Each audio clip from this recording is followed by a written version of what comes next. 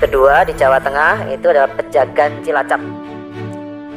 Kemudian yang berikutnya adalah Surabaya Eastern Ring Road, SER. Kemudian yang keempat Pak, ini yang jadi catatannya Pak Dewo Pak, itu Demak Tuban, kemudian Tuban Gresik Pak, kemudian Cilacap Jogja, Ngawi Babat, Jember Lumajang, Tulungagung Kepanjen, Jember Situbondo. Saya ingin ada kejelasan, saya tidak ingin ada wacana-wacana lagi soal Demak Tuban ini Pak.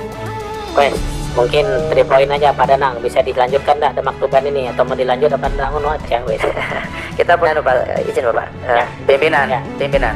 Sepanjang memang dibentuk panja, saya berhenti, saya siap ikuti dalam kata. Tapi kalau tidak panja, saya akan kejar terus dalam rapat ini. Oke, baik. Nanti kita sepakati. Kita lihat di jalan tol kita, ruas-ruas tol baru itu tarifnya selalu lebih mahal dibandingkan ruas-ruas tol yang lama. Nah, oleh karena itu ke depan sedikit saya tambahkan, kami juga sering menemukan Pak, biasanya pemenang konsesi itu lama sekali mendiamkan baru dibangun gitu. Kami mendapat informasi.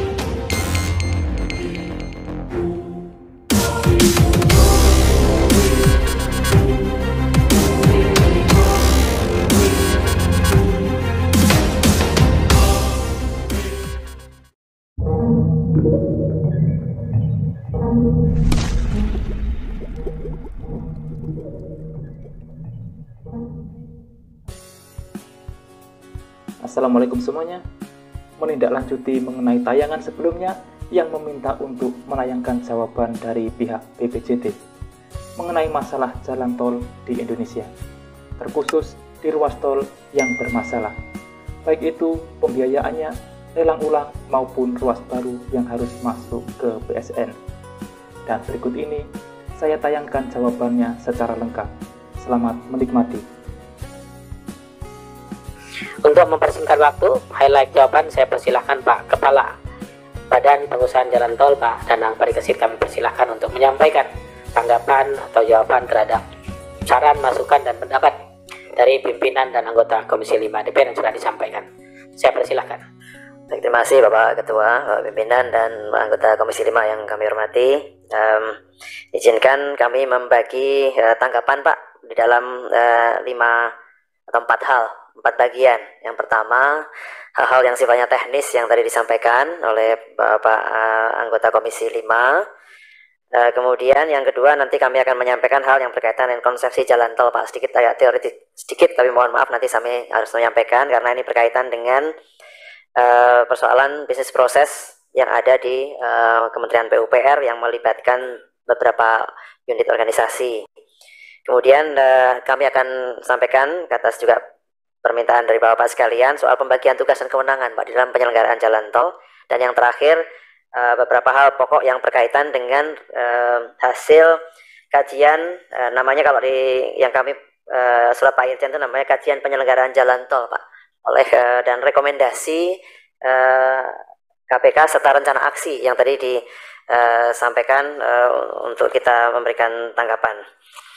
Yang pertama soal hal teknis, ini kebetulan ada masih ada di sini Pak Sudewo. Ini Pak, jadi yang pertama soal FS Pak.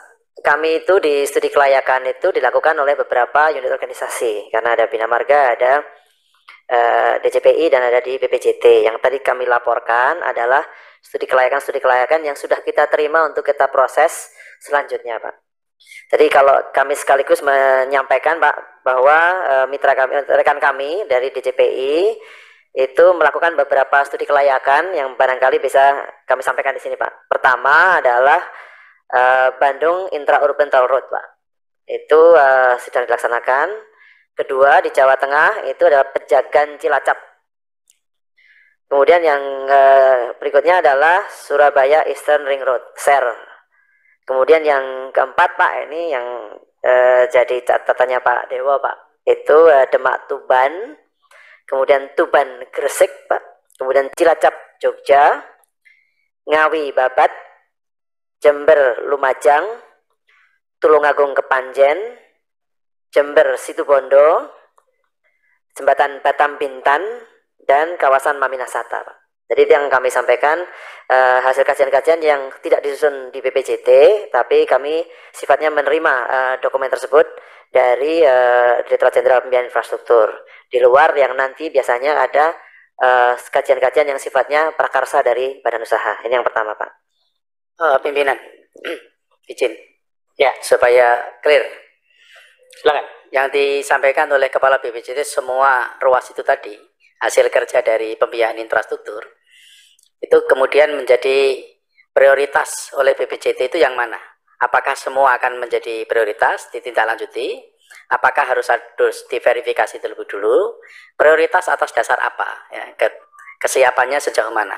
Saya ingin tahu ya, yang diprioritaskan yang mana kalau memang itu ada skala prioritas gitu ya. Karena sedikit banyak meskipun saya orang awam, secara kasat mata ruas-ruas yang disebutkan oleh Kepala BPJT itu saya bisa membandingkan satu dengan yang lainnya ya, mana yang sekiranya harus didahulukan.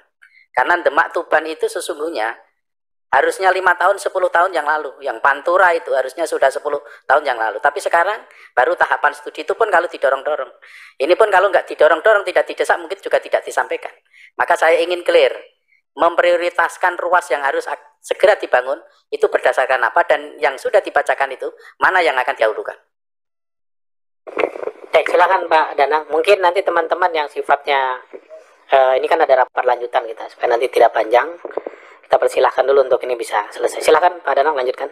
Pak, kami tuntaskan nanti berkaitan dengan tugas dan kewenangan organisasi di PUPR, dan nanti soal hierarki penetapan keputusan untuk lelang investasi Pak ya, nanti supaya runut kami sampaikan. Jadi kami akan sampaikan hal-hal teknis yang tadi langsung kami respon berkaitan dengan yang disampaikan oleh Bapak dari anggota Komisi 5.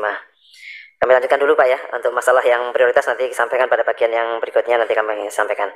Yang kedua adalah soal tren kecelakaan.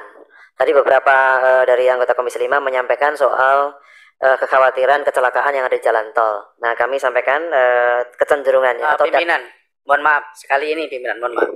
Kalau belum dijawab BPJT dari pertanyaan saya masih ingin terus. Tolong dijawab lebih dulu. Prioritas mana dari ruas ini? Ya, silakan Pak Danang. Baik Pak, terima kasih. Jadi begini Pak, kalau kita bicara mengenai kelayakan kan ada dua Pak ya. Satu itu adalah kelayakan ekonomi, dan yang kedua adalah kelayakan finansial. Yang menjadi tugas kami di BPJT itu fokus kepada kelayakan finansialnya Pak. Sehingga ada dua level penetapan prioritas yang muncul di dalam proses bisnis di BPJT. Itu adalah pertama mengurutkan Pak berdasarkan kelayakan ekonomi, yaitu yang dilakukan oleh kawan-kawan kami dari Bina Marga Pak. Nah kemudian apabila sudah melakukan penetapan prioritas untuk kelayakan ekonomi, maka akan kita lihat Pak, apakah kelayakan tersebut itu memiliki nilai kelayakan finansial dari proyek, dan itu akan diurutkan Pak biasanya. Nah untuk proyek-proyek pemerintah, proyek-proyek dengan prakarsa pemerintah atau solicited projects, kita pasti akan memprioritaskan proyek-proyek yang memiliki kelayakan finansial yang tinggi Pak, yang itu membutuhkan dukungan pemerintah yang lebih rendah. Itu kalau kita bicara pada level komersialnya, sehingga lelang-lelang pemerintah itu pasti akan juga memperhatikan apakah diperlukan dukungan finansial pemerintah atau tidak, APBN misalnya, dukungan konstruksi. Nah sehingga dengan demikian kita mulai Pak, dari situlah kita menyusun yang namanya prioritas untuk pelelangan untuk investasi. Itu untuk yang solicited Pak ya, yang prakarsa pemerintah. Nah akan berbeda sifatnya apabila itu prakarsa badan usaha. Pimpinan, sebentar. Ya, Pak. Ya, silakan. Ini jangan umum Pak Danang menjawabnya. Khusus saja. Ini kan jelas associated bahwa itu prakarsa pemerintah. Demak Tuban itu adalah prakarsa pemerintah. Solicited Mas. Ya, associated. Ya. Itu kan prakarsa pemerintah. Nggak usah umum. Karena udah diprakarsa oleh pemerintah, melakukan studi, kemudian kelanjutannya seperti apa? Statusnya bagaimana? Versi BPJT aja dulu. Yang katanya kelayakan finansial atau kelayakan ekonomi itu tadi. Saya ingin ada kejelasan, saya tidak ingin ada wacana-wacana lagi soal Demak Tuban ini Pak. Wes, mungkin 3 poin aja Pak Danang, bisa dilanjutkan enggak Demak Tuban ini, atau mau dilanjut apa enggak ngono aja wes. Kita punya Pak, izin Bapak. Kita punya satu rule of thumb Pak, secara teoritis Pak ya. Kalau biasanya untuk ruas-ruas tol yang layak secara finansial itu minimal LHR-nya itu 18.000 Pak. Kalau ini berapa Pak? Ini kami harus catat satu persatu Pak ya untuk ruasnya, tapi Demak Tuban itu saya kira akan lebih Pak dari 18.000 karena yang Semarang Demak itu hari ini itu sudah mendekati 14.000 Pak. Ya berarti layak dong Pak. Ya. Layak berarti kan Pak ya? Layak Pak. Akhirnya layak. Hasilnya pimpinan. Kita belum menerima hasilnya Pak secara final, tapi kalau kita lihat Pak, kita menggunakan referensi kan Pak ya dari ruas tol yang sebelahnya Pak, Semarang Demak seksi 2 yang kemarin diresmikan oleh Bapak Presiden, itu volumenya itu sekitar pada saat dibuka Pak itu 14.000 Pak. Layaknya berapa tadi? 18? Pak. 18. Ya, berarti kan nilai masih kurang Pak ya? Itu biasanya kalau kita bicara kelayakan itu kan punya yang dinamakan dengan ramp up period Pak. Kan tahun pertama kan belum bisa merefleksikan kondisi real Pak. Kalau misalnya 14.000 di tahun pertama itu kan bisa mencapai rata pertumbuhan sekarang ini jalan tol 8% Pak setiap tahunnya. Jadi kita bisa perkirakan pada tahun berapa dia bisa layak. Jadi kalau kok boleh sampaikan, memang jalan tol lintas utara itu memang menjadi prioritas secara ekonomi Pak. Ya, sebenarnya kepala BPJT ini sadar prioritas secara ekonomi, tapi jadi wacana terus tidak segera direalisasikan. Kalau memperbandingkan dengan jalan tol sebelahnya yang LHR-nya baru berjalan 3 bulan 4 bulan, LHR-nya sudah 14.000, itu sudah sangat bagus. Jalan tol sebelahnya itu belum sambung dengan jalan existing. Jakarta Semarang itu belum sambung. Andai kata udah sambung, pasti akan jauh lebih tinggi daripada yang sekarang ini. Dan itu mesti berkelanjutan dengan yang lain. Kalau kita bandingkan untuk melakukan prioritas pelaksanaan jalan tol, penyelenggaraan jalan tol, berdasarkan studi, kita bisa lihat kok, banyak jalan tol yang sudah dibangun, yang sudah operasional, tapi LHR-nya rendah. Tapi mengapa itu dibangun terlebih dulu? Yang ini, yang jelas, backbone perekonomian Pulau Jawa, tidak segera dibangun. Profesionalitas BPJT bagaimana? Jangan mempertaruhkan loh, karena banyak jalan tol yang dibangun karena anggaran negara, bukan karena investor loh. Coba berapa persen anggaran negara yang anggaran negara? Mungkin sebesar 70% dari jalan tol yang sudah operasional. Tapi kalau salah membuat kebijakan mengalokasikan penyelenggaraan jalan tol pada ruas yang tidak visible, yang tidak ada daya dukung perekonomiannya, daya dukung perekonomiannya nggak signifikan, itu buat apa? Ya, jadi jangan sampai berputar-putar soal itu. Ya wes, saya pikir cukup Pak Danang ya. Ini minta itu jadi prioritas. Pakai solicited. Itu Pak Danang, itu permintaan Pak Dewo ya. Baik, silakan dilanjut dulu Pak. Siap, ya. terima kasih Pak. Sekaligus informasi kepada Bapak Ibu sekalian bahwa total investasi yang tercatat di kami itu nilainya 615 triliun Pak. Sekaligus memberikan catatan tambahan ke Pak Hamka. Dan dari nilai tersebut itu 20% itu adalah sifatnya investasi, dukungan dan bentuk macam-macam yang berasal dari pemerintah Pak. Apakah itu bentuk dukungan konstruksi atau PMN, itu sebesar 20% Pak. Jadi 80% itu sumber pembiayaan jalan tol itu masih dari non APBN Pak. Nah ini bentuknya investasi yang berasal dari dari investor maupun dari lendernya Pak, dari bentuk pinjaman. Sehingga memang tadi kami highlight kembali bahwa kalau kita mau melaksanakan proyek-proyek yang sifatnya solicited atau prakarsa pemerintah, itu harus betul-betul dipastikan bahwa tawaran tersebut akan diterima oleh dunia usaha, karena dia itu memberikan kelayakan yang tinggi. Yang berikutnya memang soal exit tol. Beberapa tadi tanggapan dari anggota mengenai exit tol, dan kita memang sangat memahami Pak, menyadari pentingnya kita mengidentifikasi exit tol dan memberikan prioritas yang penting. Ini bukan hasil dari kajian dari kami, tapi informasi yang kita terima dari teman-teman di PLN misalnya, itu di exit tol itu pertumbuhan konsumsi listriknya memang 10% lebih tinggi untuk tol Sumatera. Jadi memang ada growth Pak, ada pertumbuhan. Nah ini memang kita perlu dalami lagi soal bagaimana kita merancang exit tol. Nah memang dilemanya adalah kalau kita bicara exit tol yang semakin banyak, maka konsep jalan bebas hambatan itu tidak lagi bisa tercapai karena exit tolnya harusnya terbatas. Jadi memang ini ada standar-standar teknis tertentu yang diterbitkan oleh Bina Marga mengenai masalah exit tol ini Pak.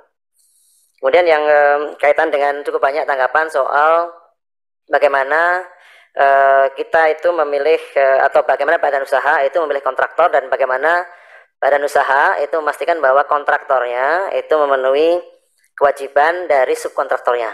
Ini juga jadi perhatian dari KPK Pak, dan nanti akan kita sampaikan di bagian khusus. Tapi memang kalau kita bicara eskalasi, tadi Pak Syarul Aidi, eskalasi itu memang kita akomodasi Pak di dalam perhitungan kita, dan itu ada review dari BPKP. Jadi seharusnya kontraktor tidak boleh Pak menghalangi adanya eskalasi yang muncul dari kebutuhan real dari subkontraktornya. Jadi kalau memang ada hal case yang seperti itu akan kita tegur Pak di PUJT-nya supaya memenuhi kewajibannya. Kemudian saya sekarang masuk kepada konsepsi jalan tol Pak. Jadi memang kalau di dalam landasan kami di dalam undang-undang juga disebutkan bahwa jalan tol adalah jalan alternatif, itu masih seperti itu.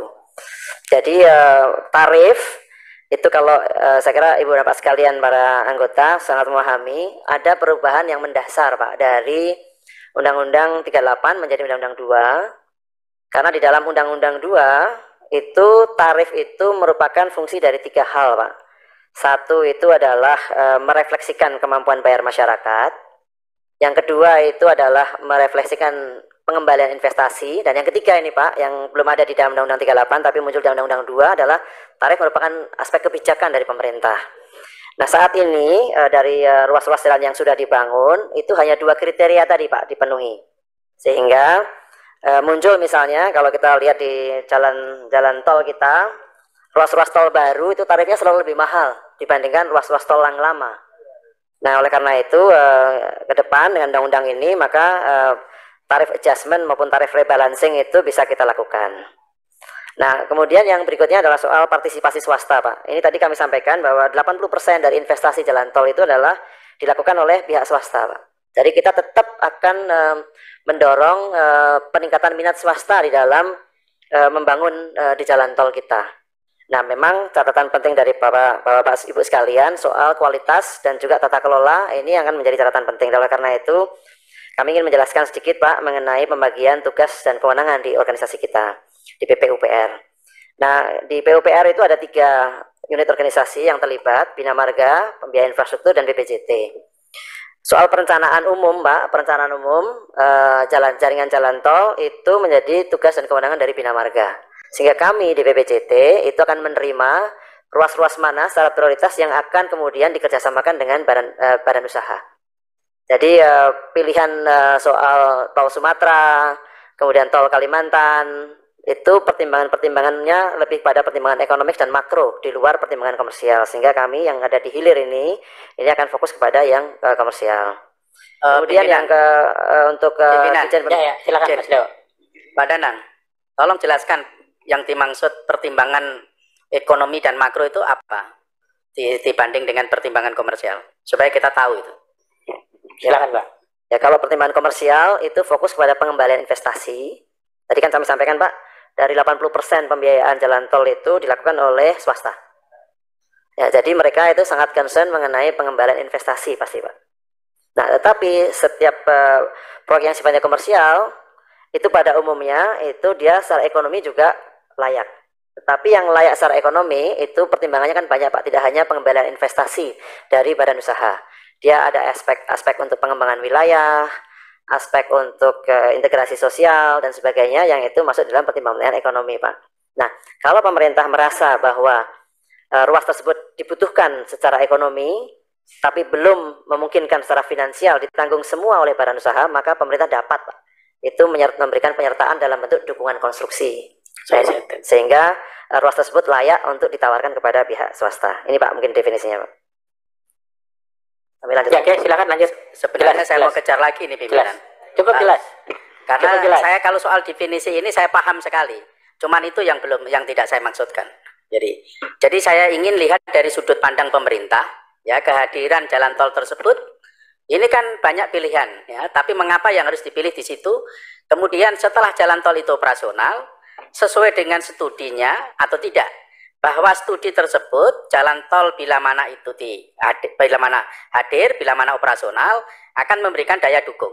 Setelah ini operasional sekian tahun, pertanyaan saya, BPJT melakukan studi ulang atau tidak? Betul nggak sesuai dengan studi sebelum dilakukan konstruksi? Betul nggak memberikan daya dukung? Ya kan? Coba. Sebenarnya pertanyaan saya akan saya kejar itu. Setiap ruas memberikan gambaran kepada kita. Tapi coba itu nanti sajalah. Silakan berlanjut dulu. Oke, silakan Pak Danang. Ya, mungkin sekaligus untuk promosi Pak, setiap tahun itu kita menyampaikan laporan tahunan Pak sebenarnya Pak, laporan tahunan yang berisi aspek teknis dan komersial dari jalan tol. Jadi mungkin ini juga bisa di-download atau mungkin kami bisa sampaikan dokumen ini kalau diperkenankan Pak kepada pimpinan. Oke, silakan nanti di jawaban tertulis Pak. Beberapa catatan tadi Bapak perjelas semua. Siapa? Silakan. Kami lanjutkan atau? Baik Pak, jadi kalau kita kembali kepada pembagian tugas dan kewenangan secara keorganisasian, itu Bina Marga itu menyusun yang dinamakan rencana umum jaringan jalan tol. Kemudian skema untuk pembiayaannya disediakan oleh Dirjen Pembiayaan Infrastruktur, dan selanjutnya untuk proses lelang Pak. Jadi ini mulai dari proses pelelangan itu menjadi tugas dari Badan Pengatur Jalan Tol. Jadi sebelum pelelangan itu menjadi domain dari dua lembaga yang ada di PUPR. Kemudian untuk pengadaan tanah, ini beberapa pertanyaan tadi mengenai pengadaan tanah, itu ada di ATR BPN dari Direktorat Jenderal Pengadaan Tanah. Sedangkan untuk pendanaan pengadaan lahan untuk proyek strategis nasional, itu ada di Kementerian Keuangan, khususnya di Elman. Itu Pak, yang kaitan dengan pembagian tugas dan kewenangan, mudah-mudahan bisa cukup memberikan gambaran. Kemudian yang juga menjadi perhatian dari KPK, adalah soal financial close Pak. Nah ini financial close itu artinya pemenuhan perolehan pinjaman. Tadi kan kami sampaikan dana dari pihak swasta kan 80%. Itu pada umumnya itu dari biaya sendiri dari badan usaha itu 30%, pinjaman 70%. Nah kenapa beberapa badan usaha itu tidak mudah Pak untuk mendapatkan pinjaman, itu disebabkan karena beberapa hal Pak. Salah satu yang sering mengemuka adalah perubahan kondisi lapangan, karena antara penyusunan DED misalnya atau RTA namanya di sini dengan implementasi konstruksi itu waktunya kan cukup panjang Pak. Kita beri waktu cukup panjang bagi mereka untuk menyiapkan DED untuk dilaksanakan dibangun. Itu biasanya ada perubahan-perubahan kondisi, terutama kondisi konstruksi dan kondisi biaya-biaya yang tambahan yang muncul karena perbedaan asumsi dasar di dalam konstruksinya. Itu yang pertama Pak. Jadi itu dari sisi proyeknya. Tapi yang kedua, yang terjadi juga di beberapa ruas yang tadi disebutkan oleh Pak Sudewo adalah perubahan kondisi dari anggota konsorsium badan usahanya. Yang tadinya itu pada saat mengajukan, pada saat lelang itu dia itu merupakan badan usaha yang eligible untuk didanai, kemudian berubah karena kondisi dia. Ada yang karena mendapatkan atau bisnisnya itu turun sehingga dia tidak mampu membayar pinjaman-pinjaman sebelumnya atau non-performing loan-nya tinggi Pak, yang itu menyebabkan dia tidak mungkin lagi menjadi peminjam dari perbankan. Nah ini pimpinan, Silakan.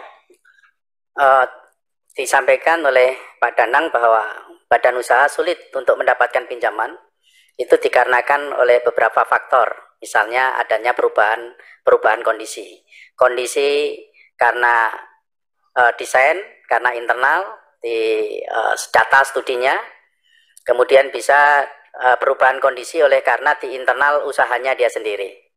Apakah ia semacam ini, ataukah pada saat melakukan verifikasi mana badan usaha yang harus ditunjuk untuk pemegang saham itu salah dalam melakukan verifikasi, ataukah karena dua faktor tersebut. Misalnya demikian, seperti Solo Jogja itu pada saat verifikasi memang dia eligible, memenuhi persyaratan untuk ditunjuk sebagai investor. Tetapi dalam perjalanannya dia tidak mampu untuk melakukan pembiayaan, nggak ada duitnya. Setelah dicek secara mendalam, itu karena pembukuannya yang memang tidak kapasitasnya mendapatkan saham sebesar itu. Sehingga didilusi dari 51% menjadi 0,67%. Ini kondisi realnya kan semacam itu. Setelah dicek pembukuannya. Pertanyaannya, apakah pada saat dilakukan verifikasi oleh BPJT, badan usaha tersebut tidak dicek pembukuannya, tidak dicek sampai mendalam, gitu kan? Sehingga BPJT tidak tahu secara detail bahwa sesungguhnya dia ini keropos. Casingnya aja yang kelihatan besar, ya, kelihatan punya perform, tapi sesungguhnya dia itu tidak punya kapasitas untuk punya saham sebesar itu. Nah, kalau BPJT melakukan verifikasi dengan model yang semacam itu, bisa jadi ini tidak menabrak regulasinya memang oke, ya. Tapi dengan kejadian yang semacam itu, bisa jadi regulasinya berarti ada celah, regulasinya masih lemah. Nah, jadi yang disampaikan oleh Kepala BPJT mungkin ada benarnya, tapi mungkin itu juga tidak benar, gitu ya. Bukan berarti studi dari awal, misalnya butuh waktu 1 tahun, saya kira tidak banyak berubah, Pak. Data-data itu tidak banyak berubah. Jadi bukan faktor untuk membuat badan usaha itu sulit untuk mendapatkan pinjaman. Kemudian juga dalam waktu 1 tahun misalnya, dalam kurun waktu 1 tahun, kemudian drastis kondisi usahanya menurun, ya, sehingga dia tidak mendapatkan pinjaman juga, saya kira tidak sesignifikan itu. Kalau dari 51% menjadi 0,67% itu tidak akan sedrastis itu. Jadi saya berkeyakinan bahwa dua faktor itu tidak menjadi faktor yang dominan untuk menjadikan penyebab badan usaha sulit untuk susah untuk mendapatkan pinjaman. Mungkin karena regulasinya. Jadi saya hanya ingin memberi masukan kepada BPJT supaya hal ini betul-betul menjadikan pembelajaran yang sangat berharga. Saya kira itu, pimpinan. Baik, sudah Mas. Ya, Pak Danang. Mungkin sedikit saya tambahkan, kami juga sering menemukan Pak, biasanya pemenang konsesi itu lama sekali mendiamkan baru dibangun gitu loh. Kami mendapat informasi yaitu tadi mungkin sulit mendapatkan pinjaman dan seterusnya. Tapi saya juga ini pengalaman Pak, maka kemungkinan kita akan bentuk panja nanti. Kami juga pernah mendapat dari sesama pemain jalan tol ini. Nah, Palasarus kenapa dikasih mereka? Kalau dikasih kita sudah bangun, itu kurang lebih lah. Seperti itu. Terkait soal ruas ini. Tapi nanti kita akan bicarakan lebih dalam soal ini. Kita berharap ada Pak Danang di sana bisa mengawal ini menjadi lebih baik ya. Jangan sampai potensi ekonominya tinggi, terus dikasih sama orang yang salah, harusnya sudah dibangun, menjadi belum dibangun karena ketidakmampuan finansial orang yang mendapatkan konsesi. Ini kan permasalahan yang ada sekarang. Saya lihat banyak yang ngangguk di belakang loh Pak. Omongan saya ini di belakang ada beberapa BUJT yang ngangguk-ngangguk, berarti ini ada benarnya gitu loh Pak. Silakan Pak Danang. Ya, baik, termasuk memang rekomendasi untuk bisa melakukan satu due diligence yang lebih ketat dengan parameter yang lebih ketat juga Pak. Saya kira ini satu yang direkomendasikan juga oleh teman-teman di KPK, dan kita akan segera melakukan perbaikan di dalam peraturan menteri yang mengatur mengenai kriteria pemilihan dari badan usaha jalan tol. Saya kira itu mungkin juga jawaban ke Pak Sudewo. Kemudian yang dua tadi sudah kami jawab Pak, mengenai masalah konflik of interest, rangkap jabatan, dan sudah dilakukan perubahan di dalam masing-masing badan usaha, tidak lagi melibatkan ada anggota dari pengurus dari BPJT yang masuk di sana. Kemudian yang tadi juga sudah kami sampaikan juga, hal yang terakhir, hal yang lain yang menjadi catatan dari kajian KPK tersebut adalah soal skema pengembalian biaya atau pinjaman dari badan usaha sebesar 4,2 triliun dan nilai tambahnya yang diperkirakan berkisar 300 miliar Pak. Sudah diprogramkan di tahun 2024, semua akan dijadwalkan untuk dibayarkan oleh badan usaha jalan tol. Jadi yang tadinya itu, karena kalau kita paham Pak, tanah itu kita nggak bisa pinjam di bank Pak. Kalau kita pinjam uang, pinjam di bank untuk beli tanah, untuk jalan tol itu tidak ada bank yang mau ngasih Pak. Nah sehingga pada saat itu, karena tanah itu merupakan bagian dari investasi dan tanah itu sebenarnya merupakan bagian dari tugas pemerintah, maka di tahun 2019 BLU tersebut ditutup dan ada fungsi dari BLU Elman Pak, yang Kementerian Keuangan yang menggantikan fungsi itu. Nah setelah BLU tersebut ditutup, maka pemerintah itu menerbitkan Kepmen Pak tahun 2019 untuk mewajibkan melimpahkan kewenangan dari Satker, tadinya Satker Pak, bukan di BPJT, kepada BPJT untuk menyelesaikan piutang ex BLU BPJT tahun 2019. Dan tentu saja kita perlu menyusun langkah-langkah Pak, yang ini kami sampaikan butuh proses yang cukup lama, karena kita melakukan konsultasi baik kepada Kejaksaan, kepada Kementerian Keuangan, kepada BPKP Pak, untuk bisa menetapkan nilai Pak. Nah jadi dari tahun 2019 sampai ke tahun 2022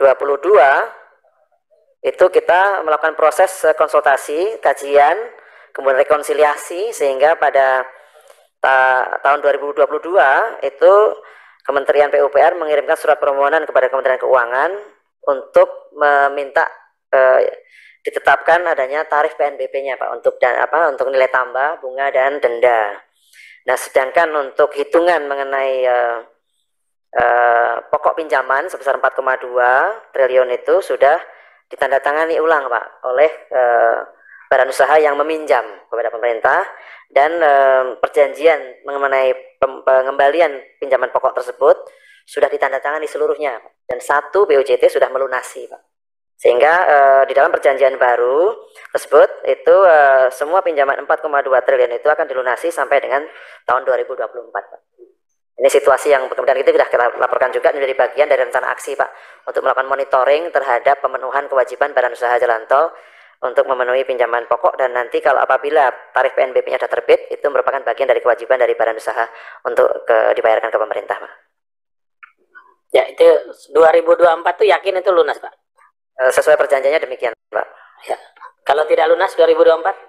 Kita kan masih ada perjanjian namanya di dalam perjanjian pengusahaan jalan tolnya, Pak, ada yang namanya cedera janji, Pak. Dan nanti bisa saja kalau tidak lunas itu pemerintah dapat membatalkan kontrak konsesi mereka, Pak. Oke, baik. Silakan Pak dilanjut. Pimpinan. Ya, silakan Mas Deo. Tadi salah satu temuan KPK adalah kajian KPK adalah kewajiban Menkon kepada vendor-vendor, Pak, subkon, Pak. Nah, tentu menjadi perhatian lah oleh pemerintah, dan saya yakin itu bukannya tugas utama BPJT, bisa menjadi tugas utama Bina Marga juga. Bagaimana, Pak, cara menindaklanjuti ini? Untuk menindaklanjuti kajian dari KPK atas poin ini, kan pemerintah tidak tahu sih subkon mana saja yang belum dibayar, kan nggak ngerti sama sekali. Ya, cara menindaklanjutinya supaya betul-betul bahwa subkon yang selama ini belum terbayar itu akan terbayarkan. Cara mendapatkan data, mendapatkan informasi itu bagaimana? Saya yang ingin tahu aja. Silakan Pak Danang. Ya, Pak, seperti tadi disampaikan, izin Pak Pimpinan, seperti yang disampaikan oleh Pak Sudewo tadi, ranah untuk pemilihan kontraktor, pemilihan subkontraktor tidak menjadi wilayah pengaturan, Pak, dari BPJT, sehingga memang ini menjadi catatan penting bagi kita, dan memang di dalam mungkin tahun 2021, Pak, ini kita sudah melakukan kajian mengenai pola pengadaan, Pak, pengadaan barang dan jasa di lingkungan BUJT yang ternyata memang sangat beragam modelnya, Pak. Ada yang dibayar pakai bulanan, ada yang dibayar dengan turnkey, Pak, dan ini memastikan bahwa proyeknya berjalan dengan baik. Nah, memang di dalam rekomendasi ini muncul melibatkan teman-teman kami, Pak, dari Bina Konstruksi, Direktur Bina Konstruksi, Pak, untuk memastikan bagaimana compliance terhadap seluruh rantai pasok jalan tol ini di dalam BPJT-nya. Jadi bisa saja ke depan itu kita memastikan dalam perjanjian pengusahaan jalan tolnya, Pak, bahwa kewajiban-kewajiban konstruksi, kontraktor dan subkontraktor itu menjadi bagian dari compliance atau kepatuhan dari Badan Usaha Jalan Tol terhadap perjanjiannya, Pak. Sekarang belum, Pak ya? Sekarang belum sampai di titik itu? Belum mengatur ke situ, baik, Pak. Baik. Saya pikir itu perlu diatur, Pak, ke depan. Pimpinan, silakan Pak Amka. Pak Danang, saya hanya ingin memastikan ya, bahwa kejadian seperti ini, tertunggak pembayaran akibat ditutupnya BLU, tidak akan terjadi lagi dengan adanya Elman. Begitu, Pak, kira-kira? Ya, Pak, karena pendanaan tanah itu sudah diambil alih oleh Elman, Pak. Oke. Ya, silakan Pak Danang lanjut. Poin lain masih ada? Pimpinan. Ya. Elman ini kan menyediakan dalam jumlah yang tidak cukup. Hanya sekitar 20-25% dari kebutuhan tiap tahunnya. Sementara pemerintah punya target untuk merealisasikan jalan tol. Nah, bagaimana ini strateginya BUJT, BPJT? Silakan Pak Danang. Memang itu isu yang menurut kami real, Pak, dan kami sendiri dalam posisi untuk bisa menjawab itu, Pak, karena barangkali sesuatu yang nanti bisa dikonsultasikan dengan kawan-kawan kami dari Kementerian Keuangan berkaitan dengan keterpatuhan fiskal pemerintah. Baik, ini kewenangan Komisi 11. Ya, silakan mungkin poin lain Pak Danang. Cukup, Bapak. Cukup ya. Baik, Bapak Ibu sekalian, masih banyak sekali poin-poin yang ingin kita dalami. Mungkin nanti Pak Danang kami harap beberapa catatan penting ya, yang belum terjawab secara detail nanti di tulisan. Sembari kami akan menentukan apakah kami akan dalami lebih dalam ini soal pembangunan jalan tol. Saya non sewu Pak Danang pernah menemukan ya, suatu saat saya ketemu sama, saya tidak perlu sebut nama lah ya, teman terhadap salah satu konsesi, Pak. Jadi ada indikasi gitu loh, Pak ya, beberapa teman yang harusnya ini kan ada ruas kurus, ada ruas gemuk istilahnya kalau di jalan tol ini. Nah, ini juga menjadi menjadi tanda petik lah ya, bagaimana ruas gemuk dan ruas kurus ini menjadi milik siapa gitu loh. Kemudian ada beberapa ruas jalan tol itu tertahan karena yang pegang konsesi itu kesulitan untuk finansialnya. Padahal gitu loh, padahal ada BUJT lain ya sebetulnya berminat terhadap ruas itu ya dan punya finansial tapi tidak memiliki kesempatan untuk mendapatkan ruas itu. Nah, ini yang nanti mungkin juga kita akan dalami lagi di rapat-rapat berikutnya. Teman-teman sekalian, demikian jawaban dari Pak Kepala BPJT, Pak Danang Parikesit ya terhadap rapat kita pada hari ini, pendalaman dari pimpinan dan anggota Komisi 5 DPR RI. Sebelum saya ke kesimpulan, apakah masih ada beberapa hal yang mau disampaikan oleh teman-teman? Saya persilakan. Pak Hamka dulu, silakan Pak Hamka. Di luar dari kajian KPK ini Pak Danang, bagaimana kira-kira tanggapan Bapak ya? Setahu saya, HK misalnya, itu kan ingin menjual hak konsesinya. Pernyataan di Komisi 6 kalau saya tidak salah, HK itu sudah hands up, ingin terpaksa harus menjual hak konsesinya. Bagaimana perkembangannya dengan itu Pak? Terima kasih. Ya, Pak cukup, Pak Hamka ya, Pak Dewo, silakan. Jangan buru-buru ditutup pimpinan. Kalau perlu rapat sampai malam nggak apa-apa. Ini mau buka puasa ini. Buka sahur lagi nggak masalah. Pak Danang sangat siap itu, apalagi Mas Yong gitu. Iya pimpinan, itu kan kajian KPK muncul angka sebesar 4,5 triliun. Itu indikasi, itu warning lah, bukan berarti itu. Tapi tentu ada satu dasar menyebut angka sampai merilis itu pasti ada dasar. Tapi oleh BPJT kan belum menyampaikan kepada kita angka-angka itu di pos mana saja yang terjadi indikasi tersebut. Gitu. Karena angka, jadi angka jawabannya angka terhadap pos yang mana. Gitu. Bukan hanya pada 6 poin kemudian disebutkan begitu saja. Kalau 6 poin yang disebutkan oleh Kepala BPJT itu terkait dengan kinerja. Terkait dengan kinerja. Tapi karena ini angka ya coba oleh BPJT supaya tidak menimbulkan kegaduhan, tidak memunculkan persepsi yang negatif, stigma yang negatif terhadap BPJT, terhadap Kementerian PUPR, utamanya terhadap angka 4,5 triliun ini. Perlu diluruskan. Gitu loh. Saya kira itu pimpinan. Ya, tadi Pak Danang sudah menyampaikan, saya dengar dari Pak Danang sudah menyebutkan sekian-sekian ya. Pak Hamka tadi mungkin, yang punya Pak Hamka tadi mungkin perlu dijawab Pak. Tadi yang kalau Mas Dewo, saya sudah dengar dari paparan Pak Danang terkait dengan hitungan-hitungan angka 4, sekian dan aksi dari BPJT terkait dengan apa yang menjadi rilis poin-poin dari rilis KPK tersebut. Silahkan yang tadi kalau saya dengar yang dari Pak Hamka tadi mungkin perlu dijawab dulu Pak. Setelah itu kita kepada kesimpulan rapat. Ya, izin menyampaikan nanti rencana aksi dari rekomendasi KPK itu tentunya rencana aksi Kementerian PUPR Pak, bukan hanya rencana aksi dari BPJT karena melibatkan banyak unit kerja lain di luar BPJT. Untuk menanggapi penyampaian Pak Hamka tadi Pak ya mengenai rencana dari mitra kami PT Utama Karya Persero untuk melepas beberapa ruas Pak yang setelah mereka konstruksi. Nah ini kalau di dalam terminologi kami itu dikenal dengan namanya aset recycling Pak. Jadi kalau ada aset kemudian sudah selesai, kemudian dievaluasi, kemudian dilepas kepada pihak lain Pak. Nah dengan dasar itu maka badan usaha tersebut akan mendapatkan dana yang nanti akan digunakan untuk melakukan pembangunan ruas-ruas lain maupun untuk keperluan lain, misalnya mengurangi jumlah hutang dan sebagainya Pak. Jadi memang secara prinsip itu yang dilakukan oleh korporasi Pak. Dan di dalam Perpres mengenai Jalan Tol Sumatera itu diperbolehkan untuk badan usaha jalan tol tersebut melakukan aset recycling Pak. Sehingga dengan demikian mengurangi beban APBN Pak. Kalau tadinya APBN penuh semuanya untuk PMN, maka dengan adanya aset recycling tersebut uang yang digunakan akan mampu mengurangi besarnya dana pemerintah yang akan dialokasikan untuk Utama Karya Pak. Ini prinsipnya demikian Pak. Divestasi Pak ya? Iya Pak. Ya, divestasi. Sebentar Ketua. Kalau itu yang dimaksudkan, asal jangan dijual rugi Pak. Ya, maksud saya begini. Kenapa HK mendesak untuk menjual? Karena likuiditasnya terganggu secara korporasi. Kan seperti itu Pak. Nah, inilah akibat daripada penugasan HK terhadap pekerjaan jalan tol itu. Nah, poin saya adalah aksi korporasi yang dilakukan untuk merecycling tadi, ya, itu jangan sampai hanya karena keterdesakan punya utang. Biasanya kalau kita terdesak punya utang itu jual murah gitu loh Pak.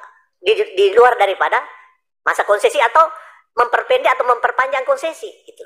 Ini juga persoalan tersendiri. Ini harapan saya Pak Danang supaya tidak terjadi. Terima kasih pimpinan. Ya, cukup ya. Ya, cukup. Nanti kita dalami lagi. Mas Dewo tenang aja, jangan dihabisi. Ya, ini pahamkah yang Bapak sampaikan itu terkait penugasan Pak? Ini kan HK ini juga karena penugasan Pak. Bapak lihat nih wajah Pak Kuncoro aja udah kusut sekali saya lihat hari ini. Karena penugasan Pak. Karena ditugaskan ya melaksanakan tugas negara gitu Pak Kuncoro ya. Kalau ditanya sama Pak Kuncoro juga Pak Kuncoronya juga sampai kusut gitu Pak. Penugasan tetapi ada PMN masuk. Iya, itu masalahnya. Itu dia Pak. Penugasan lewat PMN Pak. Jangan sampai dibangunnya sekian, investasinya laku cuma sekian, itu maksud paham Pak. Tapi pernah kejadian ini, ya. Ya, makanya nanti kita dalami, tapi hari ini cukup dulu. Hari ini cukup dulu, jangan dihabisin. Kita ke kesimpulan rapat sekalian. Dengan disepakatinya kesimpulan rapat ini, maka selesailah rapat kita pada hari ini. Saya atas nama pimpinan dan anggota Komisi 5 menyampaikan terima kasih atas kehadiran kita semua dalam rapat pada hari ini. Dan mohon maaf manakala dalam rapat ini ada hal-hal yang kurang berkenan. Sebelum saya tutup, saya beri kesempatan Pak Kepala BPJT untuk menyampaikan kata-kata penutup. Terima kasih Bapak Pimpinan Komisi 5 beserta anggota Komisi 5 yang kami hormati. Kami menyampaikan terima kasih Bapak, Ibu sekalian atas beberapa catatan yang muncul dari paparan kami berkaitan dengan pelaksanaan tugas Badan Pengatur Jalan Tol maupun dalam rangka penyelenggaraan pengembangan jalan tol yang ada di Indonesia. Kami sangat menghargai dan sesuai dengan apa yang ada dalam kesimpulan ini, beberapa hal yang kita diminta untuk bisa melakukan tindak lanjut, kita akan menindaklanjuti hal-hal yang disebutkan di sini.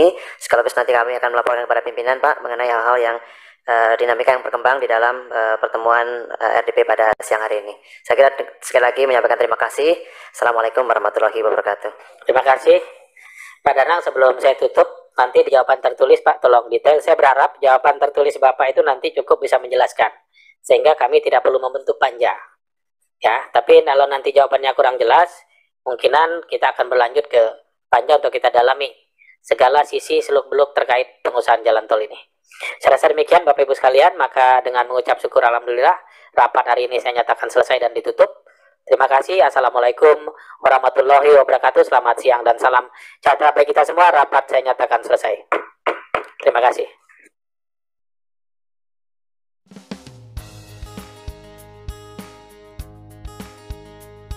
Itulah hasil rapat antara BPJT dan Komisi 5 DPR RI yang membahas mengenai jalan tol.